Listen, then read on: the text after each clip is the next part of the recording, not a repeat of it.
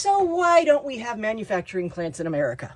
All right, everybody's saying, oh, well, if we get rid of all the imported items, you really need to look at the number of items that you're talking about getting rid of before you start randomly distributing all imported items to somewhere else.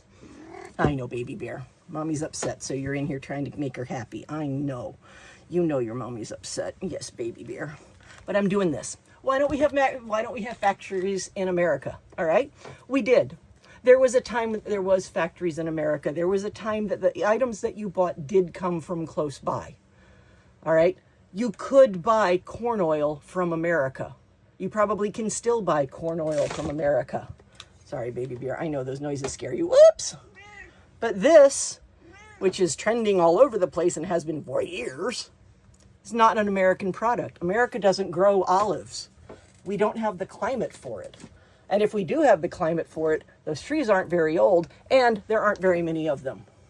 I know, baby bear. I know. So why don't we manufacture things in America? We once did. Sure, we could manufacture things again, but there are two major problems with that. Number one is manpower, or woman power, or, as they would like to do, child power. And the fact is, we just don't have the raw population. Yes, there are 8 billion people on this planet, but 5% of them, a mere 5% of the 8 billion people on this planet are American. 95% of the individuals that live on this rock with the Americans are not Americans. Let that sink in. Here's another one for you. 90% of them are Caucasian. That's right. Caucasians make up 10% of the population of the planet. That means of the 8 billion people on this planet, only 800 million happen to be Caucasian. Let that one sink in.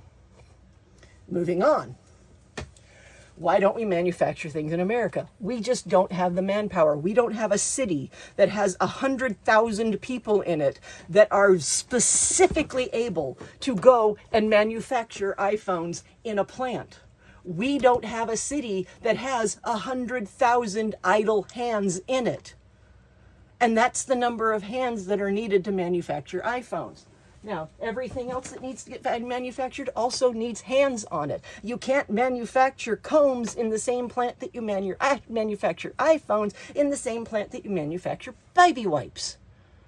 The combs have way too much static electricity for the electronics, and let's not even talk about the liquid components of those baby wipes getting all over those iPhones. You can't use the same building. You need multiple buildings, which means you need multiple, very large workforces. We don't have the population to do that kind of manufacturing. Problem number two, we don't have the locations to do that kind of manufacturing. There are plants that are still standing in this country. However, the majority of the manufacturing plants, or at least I will say quite a few of them, have been torn down. And those that have not been torn down are, A, sitting dilapidated. And I mean dilapidated. They have been vandalized by the small town youths that live in those areas for decades. So they are trashed at this point. Number two, they have been turned into shopping malls or grocery stores or indoor parks, or whatever happened to happen in that city with that building. Or number three, they've been turned into lofts. And people have decided that living in a loft was really cool. Well, the loft that you're living in used to be part of a manufacturing plant. And those manufacturing plants just don't exist, which means we would have to either retrofit the dilapidated ones, retrofit the shopping malls or the lofts. And what do you do with the people that you have now displaced from their homes because you want to retrofit the building that was turned into lofts? There's another issue. That's a side issue of the no manufacturing plants issue. There's just no manufacturing plants. Additionally, there's really not any room to put manufacturing plants. The largest segment of unused developable real estate on this country right now, in my humble opinion, somebody would have to fact check me on this, but in my humble opinion, it's dilapidated malls.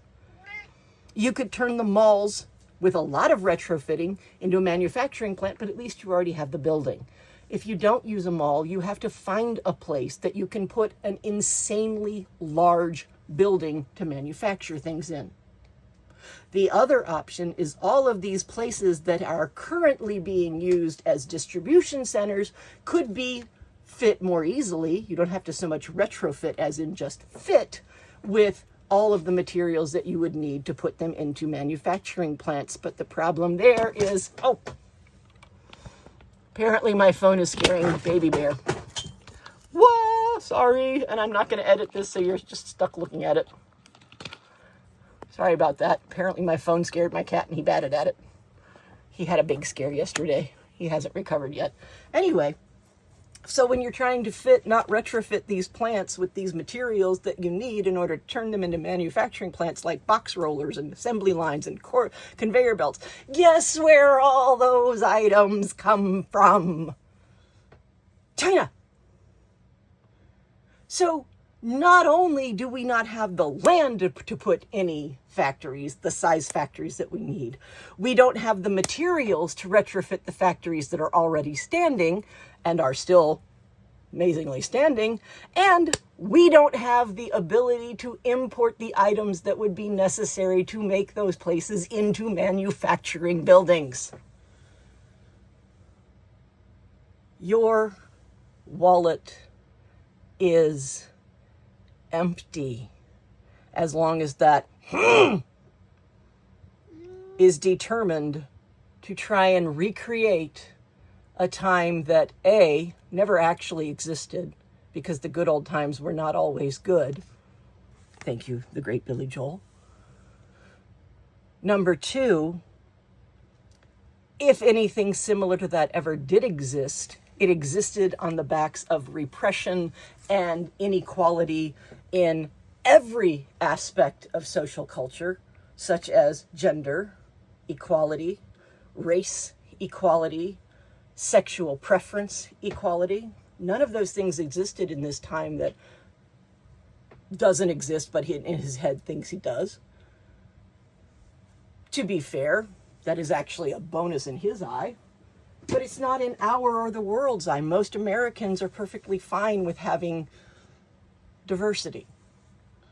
On some level, if you put it on a scale of 1 to 10, most Americans are not 0, no diversity at all.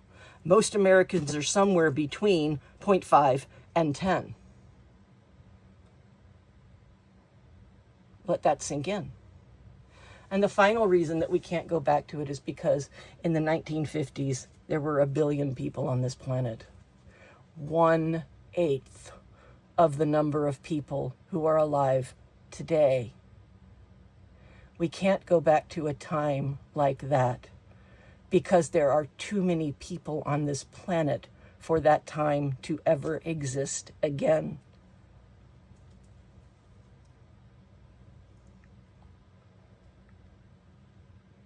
I don't understand why so many people in America look forward to the future and want to create it, and we're being stymied by a smaller group of people who are looking at a past that does not and never has existed, and are trying to create that in a world that has 8 times the population.